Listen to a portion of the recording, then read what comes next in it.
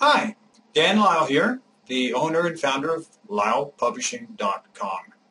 And I'd like to briefly tell you about some excellent, unique tools that I've developed, which can help you with the difficult, big problem of stagnant religion by embracing godly creativity. So, just what is stagnant religion? Well, it's when tradition, ritual, and ceremony become more important than actually doing and enjoying the high principles of one's spiritual conviction. Thus, religion becomes a boring repetition of saying and doing the same things over and over and over, instead of being an exciting exploration and interesting continual improvement of one's inner self. Now, how does this happen? Well, much of the appeal of religion is in having one's present existence tangibly tied to the past and to the future, both at once, finding stability and security where our ephemeral physical life offers none, which is often achieved via time-honored rituals and traditions. Now, in the best of religion, sacred ceremonies are a help for discovering and deepening spiritual truth. In the worst of religion, however, those very same rituals become an end unto themselves, for whom their meaning is largely forgotten. Indeed, ritual substitutes for meaning and ceremony for purpose. Thus, that which should be an exciting, deeply enriching, and beautiful spiritual experience can easily become mundane, boring, and imminently forgettable. It can get even worse when anything outside of the accepted procedures is deemed as somehow sinful and bad. Now, people may rationalize stagnation by regarding illogical traditions as articles of faith, or the pain of participating in them as an act of devotion. So the logic boxes become tighter and tighter and tighter, producing increasingly harsh intolerance and even hate for those who are outside of the ever-shrinking constraints. Lists of do's and don'ts take over for higher expectations. And codifications of right and wrong stops helpful suggestion, fruitful discussion, or progressive thoughts. The consequences of such positively and negatively enforced stagnation is sadly declining membership, dwindling enthusiasm, dying congregations, and losing the positive aspects of one's own personal faith. Stagnation is bad. Now, here at LylePublishing.com, I have developed some powerful tools to help you or your group break out of and overcome self-destructive religious stagnation.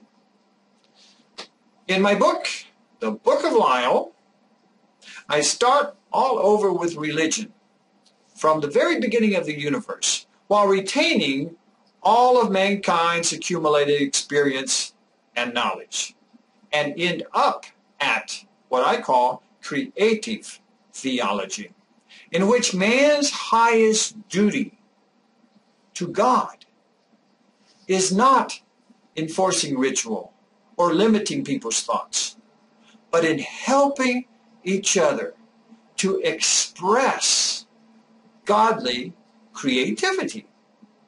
And in my book, Creative Theology, I give the details for practicing this new religious movement on its own or to energize any of the traditional or newcomer religions. Next, in my book, In Search of Quality, Principles and Mechanisms, I give the details of how leadership of any congregation of believers can, inside of their existing traditional framework, help their people use their talents, attempting to do great things to the glory of God. Indeed, their main duty as leaders becomes empowering and facilitating godly creativity, rather than enforcing doctrine and traditions. Now, I make the claim that if the founders of the great religions were to evaluate creative theology, I believe they'd all give it their hearty endorsement. And I support this claim in regards to Jesus with 11 books. 11 books.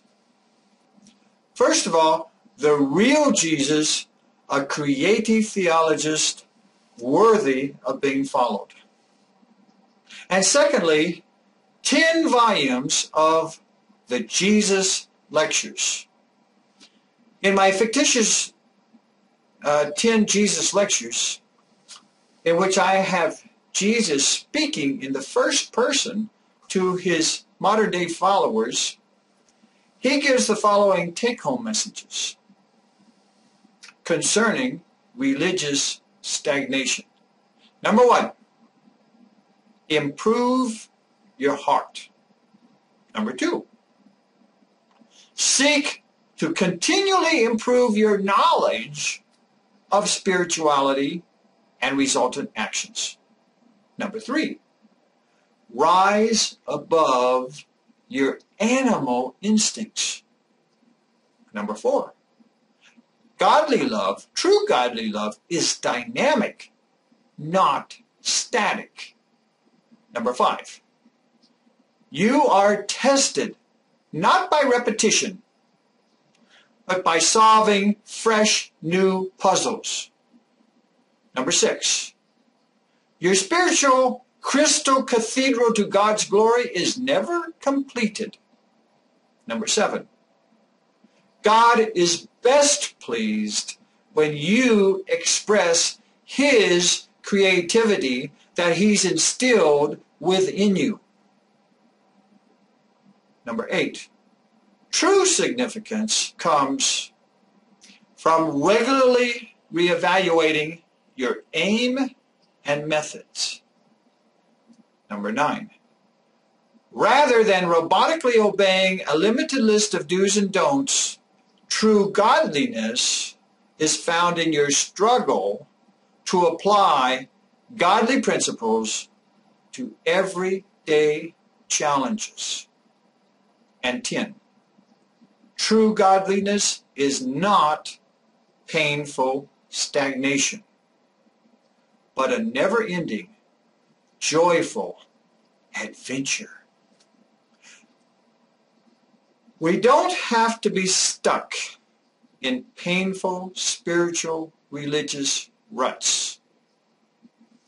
My books can help you gain a fresh perspective as to how to energize and propel you and your congregation onwards, moving ever closer to God. So, if you have some interest in what I'm telling you, I invite you to take a look at my other short videos that I've made in which I take you on quick tours through the contents of each of the books so you can see what's there. And links to these short videos are located right above the pictures of each of my book covers located on my home webpage at lylepublishing.com. And then, if you're interested in knowing the details, you're welcome to purchase each book for a mere $10 and have it immediately pop up right in your computer, ready for your immediate use. If you have any questions, comments, or concerns, I invite you to contact me directly, either now or in the future, by sending me an email to danlyle@lylepublishing.com. I look forward to hearing from you if you wish, and I thank you for viewing my Re-Energizing Your Spirituality video.